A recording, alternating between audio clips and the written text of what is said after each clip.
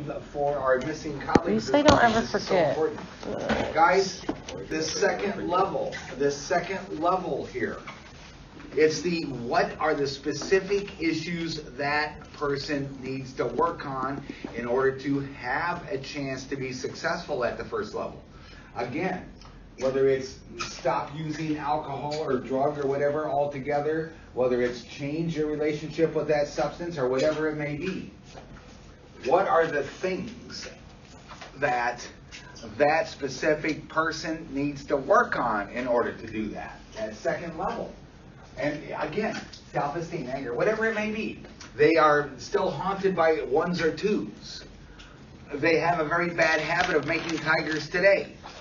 Some really good, just basic cognitive restructuring counseling. Whatever the issues are today for that person. What are the reasons why? Remember, in that hedonic, what kept talking last semester, individuality, individual. What are the specific things this person needs to work on? In a way that they can have a chance to be successful at the big goal. The don't do that no more, or whatever it is. And so then we have to identify those things for that person. How do you know what that's going to be? Assessment, doing your assessment, understanding this person. And then remember, even on top of that. So now I've got 4 of my clients and they all have the same second level goal. And again, let's call it self-esteem. They got bad self-esteem. And the reason why they did that. And each one of them now have been identified. They have a self-esteem problem. There's going to be another individuality. What I do about that for each person may be different. How I help one person with their self-esteem may be very different than how I'm going to help another person with their self-esteem.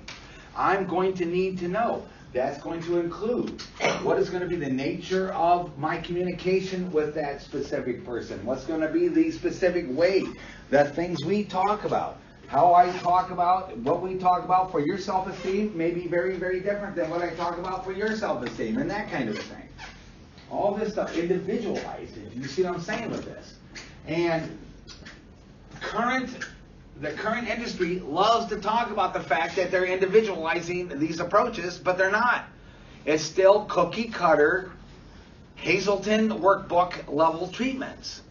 All you people over there, you get your self-esteem workbook, we're going to do chapter 1 today. All you people over here, you get your anger management workbook, we're going to do chapter 3 today. You see what I'm saying? No, gang. All this has to be individualized.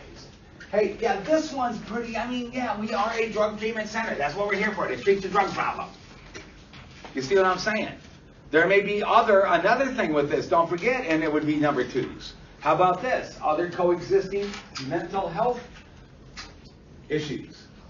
Depression, anxiety, and things like that. Again, this is a don't do drugs program, not a depression treatment program. But for that person, depression is going to be a major thing. We got to treat that too. How I treat one person for their depression may be very different than how I treat another person for their depression. And so then, among all the other things you're assessing with this, you're also looking at their mental status. And those other, possibly, if they're there, coexisting issues. Hey, let's say we got a depression issue. Then we got another decision here. Is this the cart horse issue? Did the person have depression which led to them drinking? Or are they depressed now because they've been drinking so much and their life is all... Those are 2 different kinds of depression, 2 different things you got to do about it. Do you see what I'm doing? Do you see, I mean, look at this. You want to talk about a very complicated if-then decision tree. We got lots and lots and lots and lots of... Boy, you ever notice this? Every time we get together and start to talk about stuff, this becomes a little bit more complicated than you thought it was. You see what I'm saying with this? But it's okay. It's okay. You're going to do your job well with this. And so we look at all this stuff, and it's all about the now. We're just at this point right here. And yeah, again, this is another major issue. We're a DASA, or now super licensed drug or alcohol treatment center. The basic issue here, the number 1 issue is going to be the don't do that no more, or whatever it becomes, issue. But this is the bread and butter right here. what are the specific things you're going to work on, look at, do with that person to help them get to that first level? Does that make sense? And then, what they are, still, how am I going to help each person with even that? You all, now, you got a self-esteem issue, but I may treat that different for every person. You all got an anxiety issue. How I deal with anxiety with you may be very different than how I deal with it with you, than how I deal with it with you, than how I deal with it with you, and that kind of, all these decisions. Where is this all coming from? Your assessment, what you're doing with that person. Does that make sense? Understanding. Gang, one of the problems is that very often in this industry, and in mental health in general, really, counselors still have a bad attitude about assessment. It's that damn stupid thing we got to get done. Let's just hurry up. Fill out this questionnaire. Do this, do that. Hurry up and get that done so we can start counseling. Gang, assessment is the most important. The number one reason why counseling goes bad is because assessment wasn't done well in the first place. Does that make sense? Mm-hmm. How in the hell are you going to know what the problem is and what to do about it if you don't know what the hell the problem is in the first place? And understanding that. And this is where you, stepping beyond the typical layperson, alcoholic. Well, you're an alcoholic. What do we do about it? Stop it! Don't do that no more. Go to a meeting. Get your head out of your ass and stop it. No, it's a lot more complicated than that, isn't it? That's what that whole psychology and addiction thing was all about, and all that stuff like that. And so doing this, and then we have another major issue. Again, yeah, this current industry, they love the now. We got to remember something. The best way to know who this person is now, how did I say it? Is to know where they came from. Is to know where they came from. Guys, did I adequately last semester illustrate to you the critical importance of classical and operant conditioning, use cue associations, and all that stuff? Mm-hmm. You had better know what their learning history is, huh? Why is it that this particular thing for you is a major, you're 5 years in recovery and still every time you experience this, you're about to drink. Why is this? Why understand? Gang, look at how important just classical and operant conditioning was. You see what I'm saying? Look at what did we do with classical and operant conditioning? What could appear on the surface to be such outrageous, wild, where is this coming from stuff?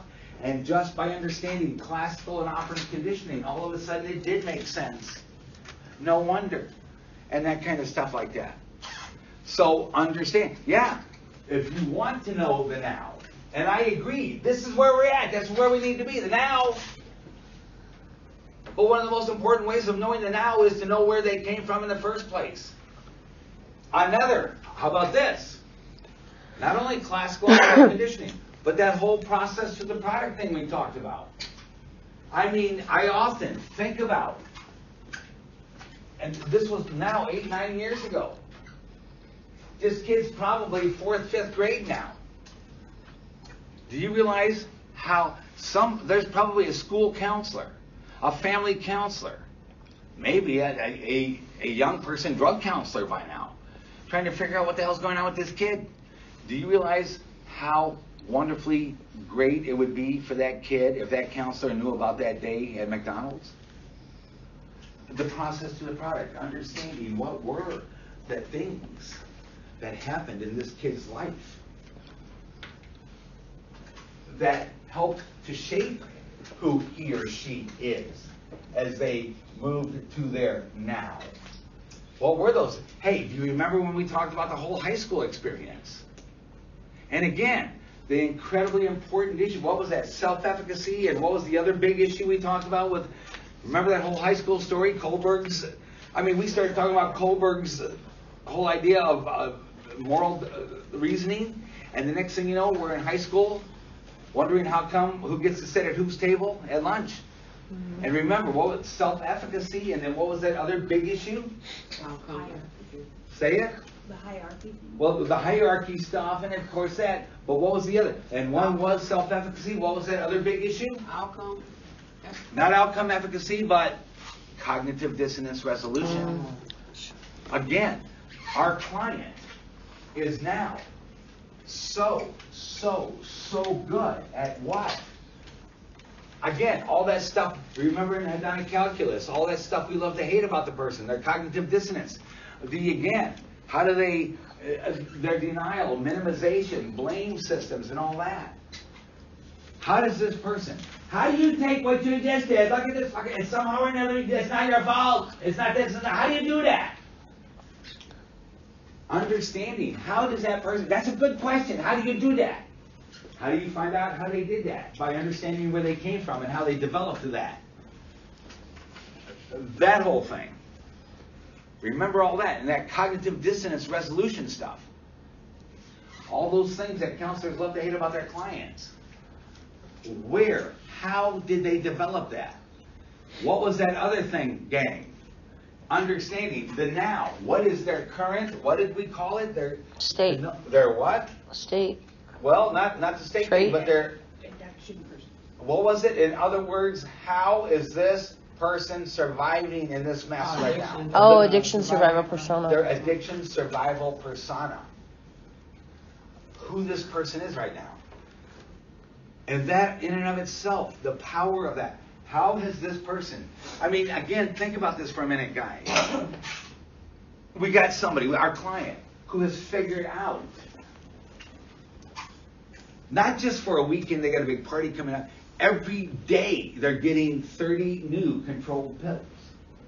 How the hell do you do that? How do you get 30 new controlled pills every damn day? You got to be really good. You had to develop into a person who's really good at some stuff, right? Who you are. Mm-hmm. How you do this. That becomes who you are. This person sitting before you. Their addiction survival persona. How do you find that out? By doing your assessment, by getting to know this person. By opening up and letting yourself be in the moment with that person and experiencing that person in a way that you can know who they really are. This is where that understanding that cognitive dissonance. You just ran the biggest line of fucking bullshit I have ever heard past me to try and justify what you're doing? Really? But I have to understand. I have to truly understand that. I understand. Yeah, this is the biggest pile of bullshit I have experienced. But I have to understand that. Now, don't forget, that doesn't mean I agree with it, I approve of it, or anything, but I do need to understand it, because if I don't let myself understand it, how am I going to figure out how it's working so good for you right now? And it is working. That whole hedonic calculus is working. That's why they keep doing it. What did we say? As long as that is working for that person right now, they're going to keep doing it. No matter what the cost, as long as it's still working. And that, of course, brought us to what? What's working? What is making this worth it for them? Negative reinforcement. The negative reinforcement contingencies. We will pay a very dear, high price, make sacrifice, take risk for negative reinforcement that we would never consider. People are not ruining their lives for the fun of it. We don't ruin everything, destroy everything in our families and everything else just for a good time on Friday night. We're not that stupid. If we were that stupid as a species, we wouldn't be here today anyway. We need to understand what are those negative reinforcement contingencies that are playing a role in this. How do we know that? By being in the moment with and understanding and hearing and letting ourselves listen to and hear and experience that client. And how are they going to let us know that? By them believing we really do give a damn, we do want to know, we are listening, that empathy bond, that unconditional positive regard, that they truly are believing in this. That client is feeling felt, they truly believe you do care. They truly believe, I want to know this to help you, not to use it against you. They need to believe, I want to know this because I do care, not to just judge you or something. You see what I'm saying with that? That kind of stuff. So that we can allow that. All those issues we talked about with process to the product. The best way to be in the now and to understand that that person's now is to know where they came from. What was that past? And that's where that controversy does come in. Now, the past is a waste of time. And besides that, all you do when you drag out the past is you just drag out all those reasons and it's just going to make them want to use again. No, gang, that could be right. If you do it stupid, if you do it wrong, of course. Yeah, if I just sit down one day and say, hi, I'm Dan, I'm your new counselor, I'm here to help you. Oh, by the way, let's talk about every bad thing. You see what else was another thing I said? Right thing, say it. Right thing, wrong time, right thing, wrong motivation, right thing, wrong way. And keep that stuff in mind. Yeah, right thing, you're doing the right thing, but at the wrong time. Sometimes, gang, yeah, it is. It's how you do it, that's right, but it's also when you do it. Right thing, wrong time, right thing, wrong way. And then another thing, gang, is you do have to get in touch with that person's motivational place. And you have to tailor what you do, how you do it, what you say, how you say it, to that person's motivational status right now. You see what I'm saying? All this stuff. You see what I'm saying with this stuff? How do you know what you're doing, how to do it, where you're at, who this person? Assessment. That's what this is all about with this. And then, no, we're not going to go to the past so that we can sit there for the next 3 months wringing our hands and crying about stuff. No, that would be stupid. But you need to go to that past in a way to know the now. Who this person is today is the result of where they came from and what they experienced and how they learned how to do what they're doing. And how that all came together in a way to define their current hedonic calculus, their current addiction survival persona. You need to know that, you guys. Do you see this is so much more than, hi, I'm Dan. Oh, by the way, get your head out of your ass. Don't do that no more. Do you see why? And I know, for every person in this room, that may have worked. You're in recovery. That's the way they did it, and you got it, and that's why you're here today. Damn it. And that's cool. You were one of those 18%. Good for you. But how about that other 82%? Let's worry about them too. What do we do for them? You see what I'm saying? And so that's what this is all about with this. And that's why assessment, not only is it the most important thing, it's got to be done, it's got to be done well. And assessment is a whole lot more than throwing a stupid questionnaire or something at a class. Fill this out, hurry up, and then we'll get counseling. No. Assessment. And it is not just something you do and get it over with. Assessment is a process that never stops. Every time you greet your client for a session, how are you doing this morning? I just did assessment, didn't I? We're going to see when we get into the intricacies of the mental status exam.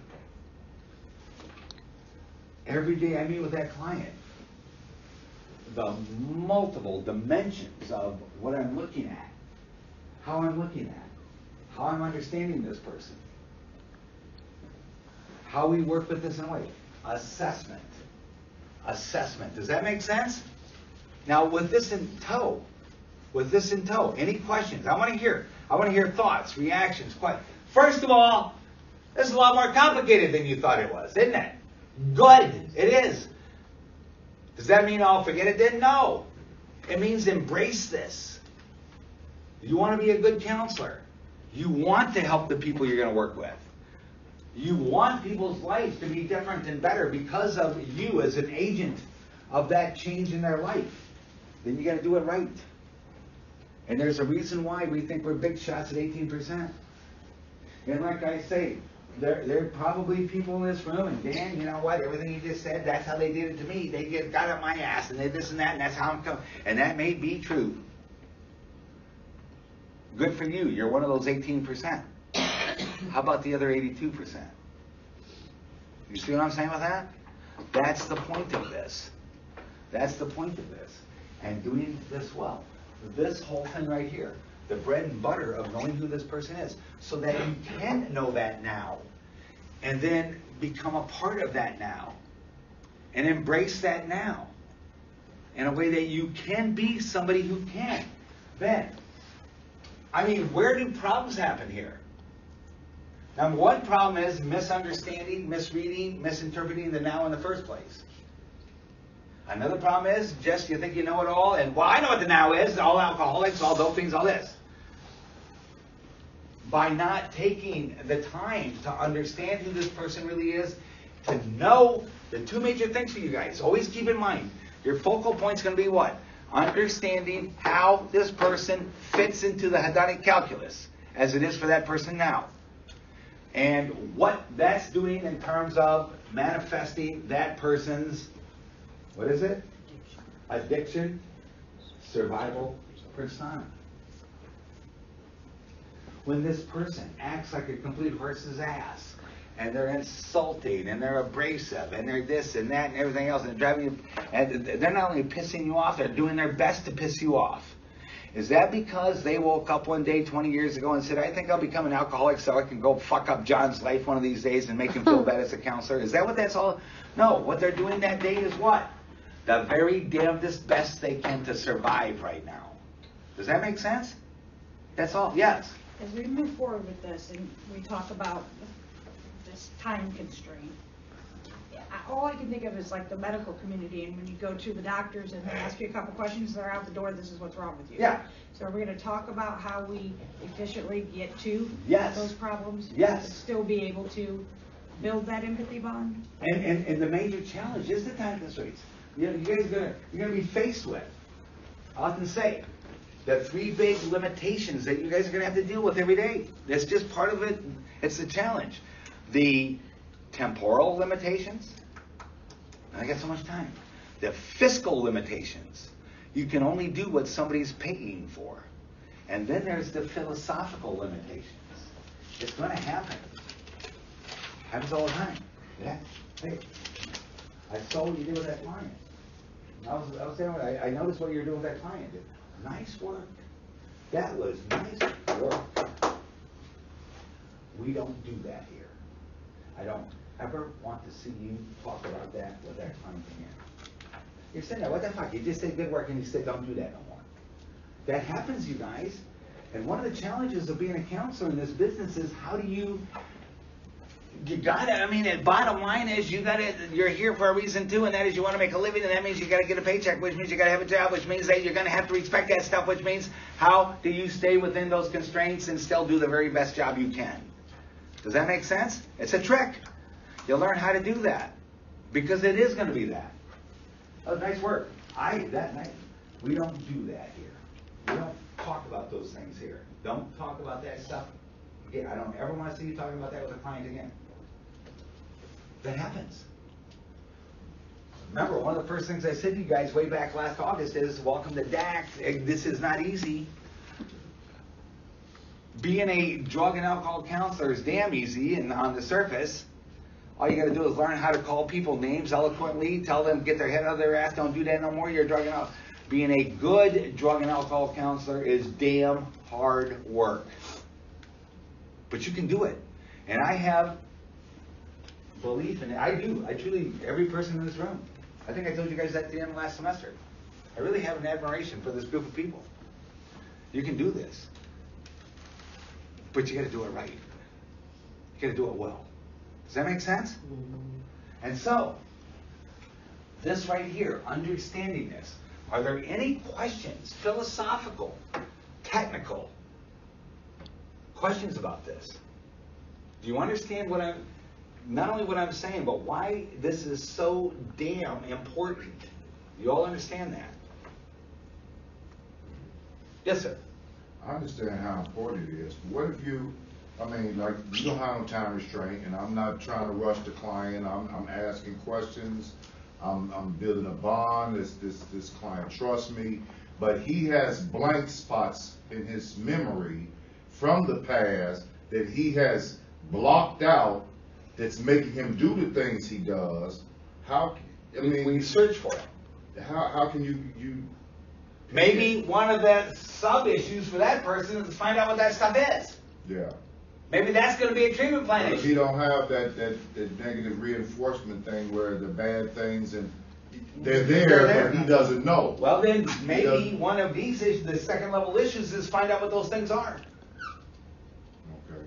That may be one of the things. And maybe you'll never find out, but you do the best you can to get as close as you can. 'Cause I think you told us something that, I think it was last semester, where you make up certain pieces that's missing. That's called confabulation. Yeah, confabulation. And if you got somebody who's truly confabulation, you probably have a very serious neurophysiological issue here anyway. Right. Which means there goes another one of those sub-treatment things. Right. And deal with that to the best that you can. Couldn't some of that be too, though, like the person doesn't have a clear definition of their ones and twos, but over the course of treatment while discussing with them, you hear things. You start to hear it, feel it. And we know that those could be ones and twos, but because this person, that's all they know. Right. To them, it's not a 1 and 2, but that could. And that may be. Mm-hmm. And if you think so, and then I've said this last semester with the ones and twos. Number one, don't forget, you guys, one of the most terrifying things for that addict, that alcohol, drug, whatever it is waking up again, realizing they did it again, and not understanding why. Mm-hmm. What a worthless piece of shit fuck up I am. To not guys, people do not self-destruct for the hell of it. We don't ruin our lives for no good reason. There are things there. There's a reason for every single thing we do. And again, don't forget, that's with all due respect to mental illness. I mean, if I'm right around this room counting by twos and then dividing by sevens, because 2 and 7, and the next thing you know, because that's how Hitler, I probably got some schizophrenia here, come on. With all due respect to that, but within the range of normality, everything, there's a reason for everything we do. That person may not know it right now. You're probably right, they don't know it. They probably don't want to know it. We have to very carefully help that person discover it. Now, you never shove a 1 or a 2 down somebody's throat. Right. Is it, we always got to remember this one too, you guys, when we're trying to do this. Don't sit there just to, you know what I'm saying? Mm-hmm. I mean, in my wood shop, don't just start cutting wood for the hell of cutting wood. Cut wood for a reason. What is this going to become? Mm-hmm. Don't start just throwing problems at a client for the sake of we got a problem now. Mm-hmm. And is it possible that you're going to have one day a client who did suffer very serious ones? Mm-hmm. Sexual abuse, physical abuse, those kinds of things. And it really, for that person, they say it really isn't a problem for me. And oh, it is though. Don't you say it's not a problem. It is a problem. You're just in denial. You're so full of shit. No. Is it possible that there is a person that really isn't a problem for them? Mm-hmm. Don't ever make a person have a problem they don't need to have. But don't stick your head in the ground either. Mm-hmm. It's your ability to very carefully understand this with each individual in a way that you structure their hedonic calculus in the way that's working for them right now. Does that make sense? Mm-hmm. It's the same thing with number twos. Don't denigrate or diminish twos. The true story, you guys, this guy's in his middle 40s now, still wringing his hand about that basically didn't get when he was 6. Mm-hmm. And I saw the counselor do it. But see, you're still fucking crying over a fucking bicycle, fucking 40 years, fucking you see what I'm saying? Mm-hmm. For them, that was his reality and his truth right then. Mm-hmm. Oh, what have you just done? You've just destroyed the whole empathy bond. You've just ruined everything. Mm-hmm. And besides that, you've just convinced me that my next job is to fire your ass, mm-hmm. which is what I did with that client, that counselor, by the way. You see what I'm saying? That kind of a thing like that. Guys, how you deal with this, your ability to put this stuff in its place in a way that you understand. And again, this is the dynamics of it, and how does this fit into and help us understand via the hedonic calculus and the current addiction survival persona. Does that make sense? Mm-hmm. Now we have our now. And now we have an indication, an idea where to go with it. Of course, there's another thing here. We're going. One place where we make the mistake is not get the now, not understand the now, mislabel or misinterpret the now. Another problem we make, because we don't know that person well enough, is we end up with the wrong first level goal. That's a mistake in treatment. We make it all the time. And again, Your goal is to never, ever, ever, ever, ever, ever, ever drink another. That may be what I think is, but that's, you see what I'm saying? Another place where this goes wrong, where it goes bad, is where we end up with the wrong number 1 level goals. Another place it goes wrong is where we end up with the wrong number 2 level issues for that client. We either got the wrong ones or missed the right ones. Does that make sense? Another place where it goes wrong is we got the right number 2 goals, but we got the wrong number 2 interventions.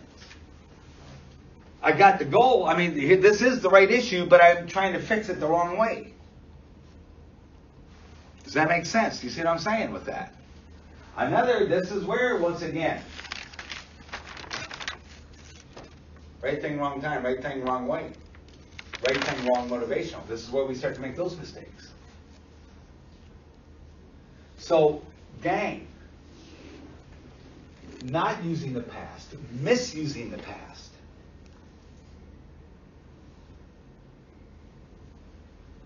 Your job is not to write that client's story, it is to discover that client's story. Does that make sense? Hear that. That means that you've got to let yourself be in the now with that person. Not sitting there already knowing who the fuck you are and you're full of shit and pissed off at you anyway and all that. No. I'm gonna let myself be there with you in the now with that. So I can hear this, understand this. So that this can let itself happen. Don't forget another very important thing. Well, I'll tell you what, sneak something in from the very beginning. How about this? Remember that? Mm-hmm. That was from research. What the hell does that got to do with this right here? What we're observing. No matter how right, you still may have been wrong about any of these things. Don't forget, O = T + E. There's always, that's why doing that ongoing assessment, efficacy measurement, that continual assessment is what you're doing working.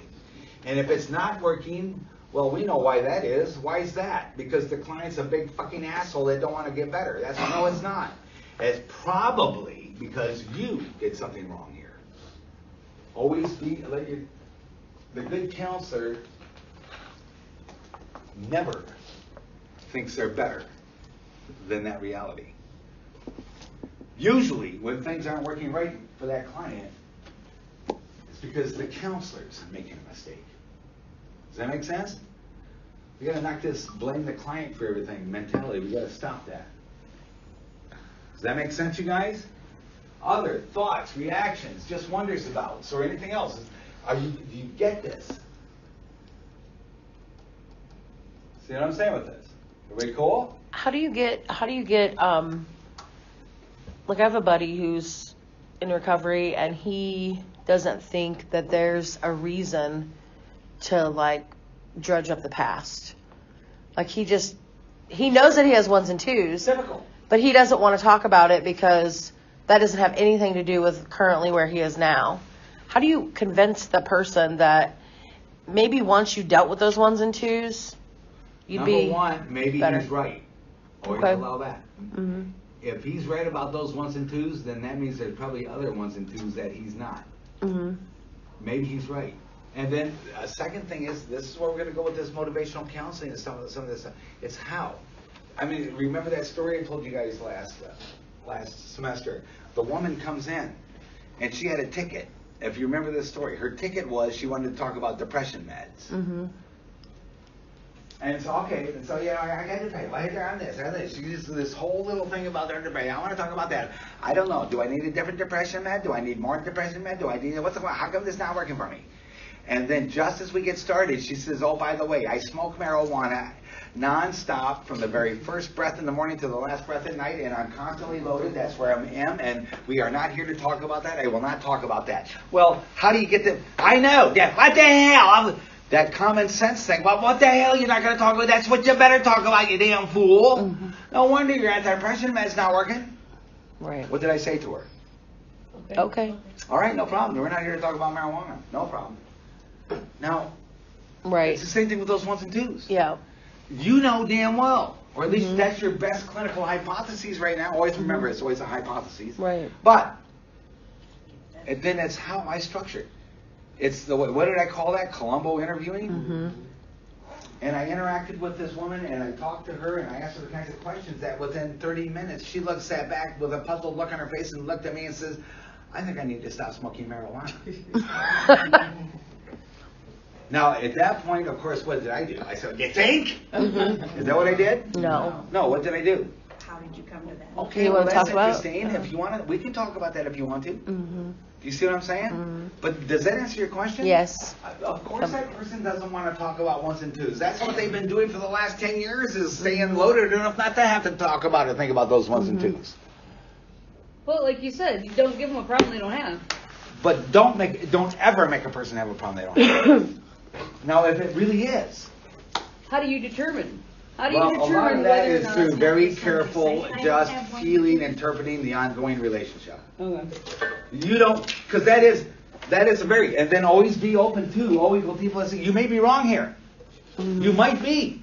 And sometimes it's just your best, and you're going to develop that gut, your best clinical. Sometimes it's just your best clinical, your gut feeling about it. But then investigate that, check it out. Yes. Good question. Am I answering these questions, you guys? Helping you? Do you see how important this is? We got that key in the motor, or in the ignition. We've got to turn. This is where it starts, right here. Questions? I'm out of here. Gonna let you guys go today. Can you figure out why it's always so fucking cold in here? Yes. Me Insulation I on don't this know. wall for one thing. It's and if you freezing. put your hand by the outlets, there's cold air coming out of the outlets. It's like that's an air conditioner vent. Yeah. Good God. I'm bringing a blanket. I'm about to Tuesday. wear some like thermal socks. Pull the shade down next time. It might help a little bit, just because you're. I did last time. Nothing. Not really. I thought that. I was like, oh, it might help a little bit. No. No. That's some bullshit. I know. When I seen you put your jacket on, I'm like, geez, cold. Dang. Sure can. I'm gonna go out of here if you need. I am Go cold. ahead. I can't lie. It's frigid. Yeah. Like my thermostat set at like 16 at home and I have to. You guys got this. Yes. Yeah.